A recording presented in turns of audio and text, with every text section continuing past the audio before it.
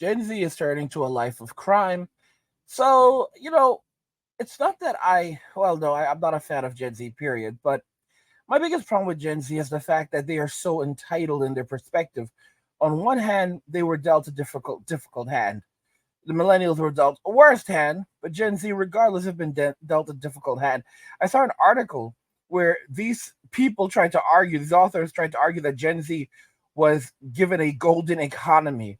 They referred to the current economy as a golden economy, all right? The best economy in almost the last 100 years. Oh my gosh. So you can just see the delusion right there. And it's hard out there right now. Companies are laying off rapidly. The tech industry has been firing tens of thousands of people at this point.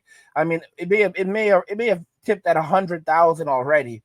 The layoffs. I mean, that many people have lost their jobs. The video game industry has been shrinking rapidly. There's just been another round of layoffs in Microsoft for Bethesda employees, and a lot of games are impacted. It's insane. It's horrible. They're like shutting down entire studios, and AI is only going to make it worse because right now they're building the systems that are going to replace a lot of customer service agents. They're going to replace a lot of people. It's going to wipe out a lot of jobs, and Gen Z is actively leaving, the workforce. They can't handle it. They were not raised to be employees, and their future prospects are not good at all. The money is just not there. I'm making $12 an hour in 2001 was like, it's insane. $12 an hour in 2001. I know many of you are going to say this is ridiculous. Is almost like $30 in 2024. I'm just gonna be telling. It is literally no. It's like 30. It's $30. I guarantee you, it's $30 because the buying power was so much greater. It's $30, 30 or in some cases $30 to $40. Okay, $30 to $40.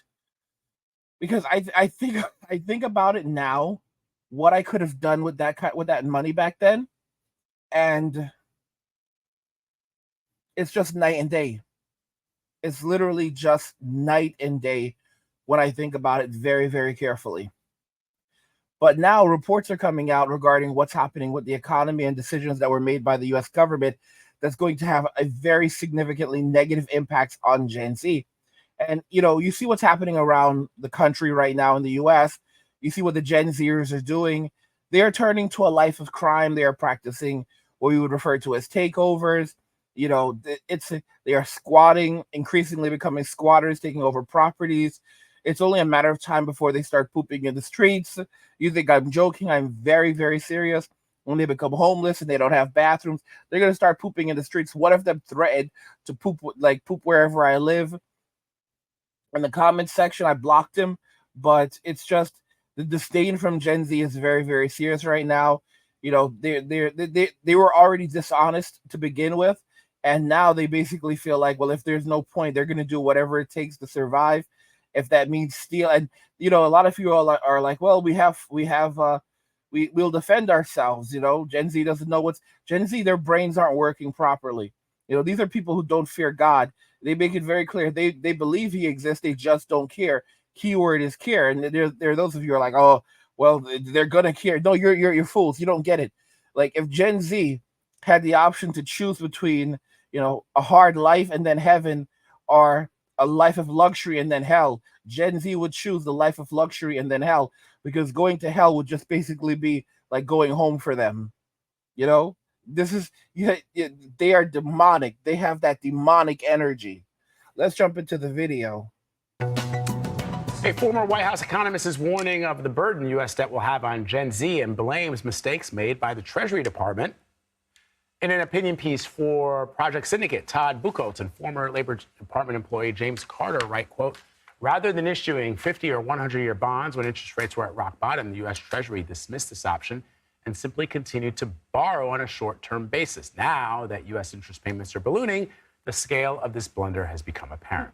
CBS News business analyst Jill Schlesinger is here in Studio 57 to help us understand this. Before we even start down this path, Jill, Explain what I just read to the audience. Because they're going, what? Balloon? Like, huh? Yeah, exactly. Okay, so we borrow money every year to make up the difference between what we are committed to spend and what we take in.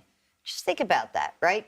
So people pay their taxes. That's money that goes into the Treasury. But we have other obligations, right? We got to pay Social Security. We got to pay for Medicare. We got to pay for Medicaid. We got to pay for military. We have obligations that we have made. And we can't just be like, sorry, we're not going to make that obligation whole.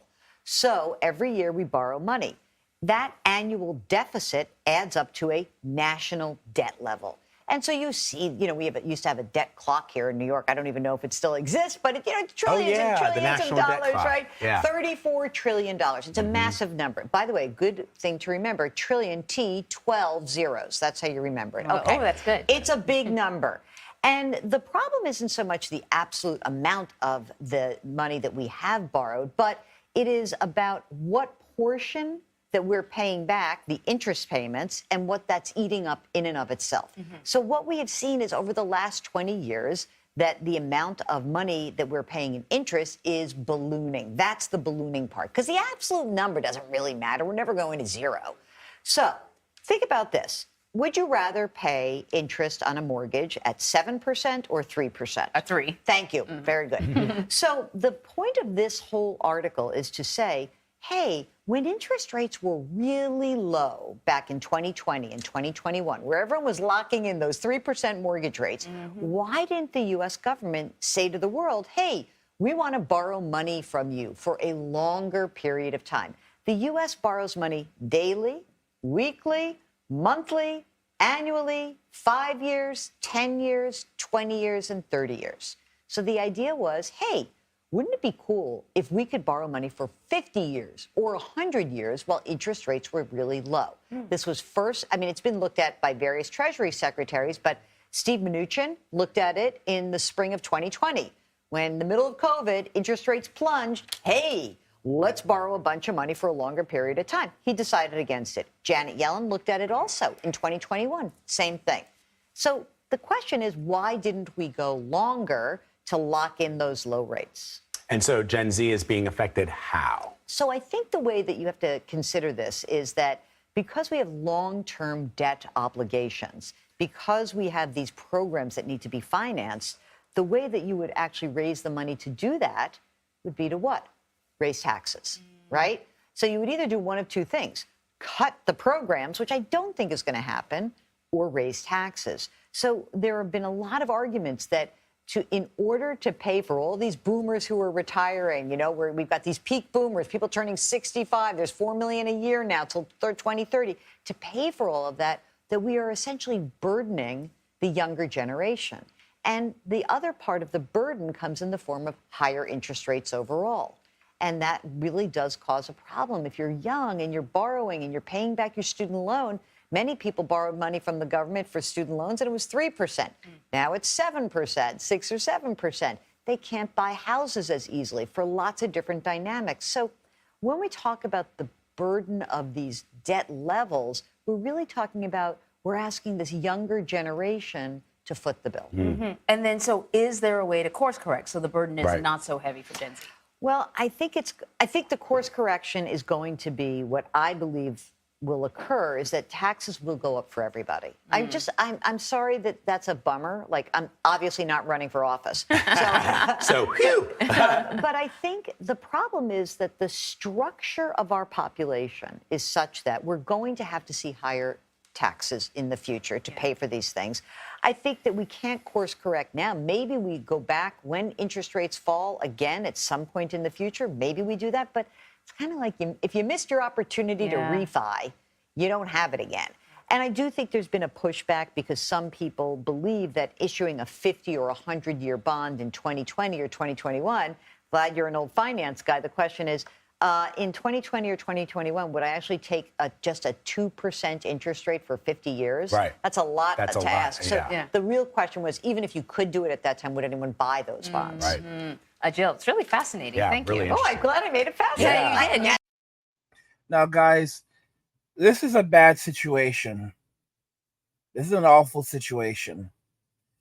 Gen Z is already broke. And I mean, like, we're talking about negative balance broke. There's some videos that I have, like, where it basically shows, like, what everyone has in, like, their bank accounts. And it's like the boomer is almost $1 million. Gen X, like, $35,000. You know, the millennials, $4. Gen Z, minus 65,000. So Gen Z is in a very bad place financially. And what this is basically telling us is that Gen Z is going to face extremely higher taxes in the future. There is no way of ever paying off the national debt. But not only are we not able to pay off the national debt, but you have to remember that all of the money that we owe, we have to pay interest on that. And because of the extremely high interest costs, the extremely high amount of interest that we're paying on the national debt, we're at a point where we're getting to a point where we can't pay our national debt back, on top of having to pay for Social Security, on top, because all the boomers are going to be dropping out and wanting to collect Social Security, on top of the rising Medicare costs, again, because of the boomers. So basically, the boomers are going to, as the boomers retire, they're going to put a massive burden on society that has to foot the bill. Keep in mind, Social Security, disability, and the retirement fund, because there are two different funds. There's Social Security disability and Social Security retirement. Those funds are going to completely run out of money by 2035. Okay, they're going to completely run out of money, and they've said that, well, at that point, recipients will be getting something around 80% of what they're getting right now, if the funds are not re-upped. So the boomers are going to go absolutely insane and demand that Social Security be saved instead of scrapped, and all of that is going to fall on top of the millennials and Gen Z. It's kind of crazy. Gen X has always done their own thing, so Gen X is like, yeah, whatever, man. But it's going to be a massive burden. It's going to heavily burden millennials, but it's going to really hurt Gen Z, who's already doesn't have anything. They already have debt. They can't, they've been handed a very bad hand, and it's only going to get worse. And the boomers are going to be screaming and hollering that you don't like old people because you won't pay our bills. This is ridiculous. This is absolutely ridiculous. You don't want to be adults. You don't want to take responsibility. Guys, this is insane gaslighting. And I've got some of you, like you guys who are like children of boomers. You're like, I love my mommy and daddy. They need their retirement. They need their Social Security. It's only right. They paid into it. Yeah, they paid into it, but at the same time, they used it. They used it as a piggy bank to pay the nation's debt, to pay for all the other garbage that they wanted.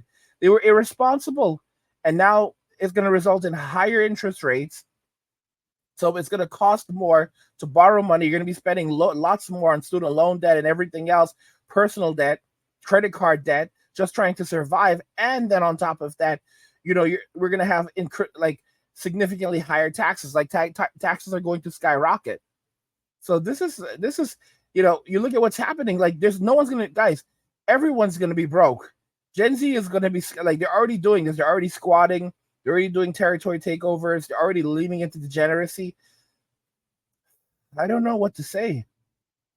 And while I'm older and I'm wiser, and even for me, it's not the easiest thing in the world.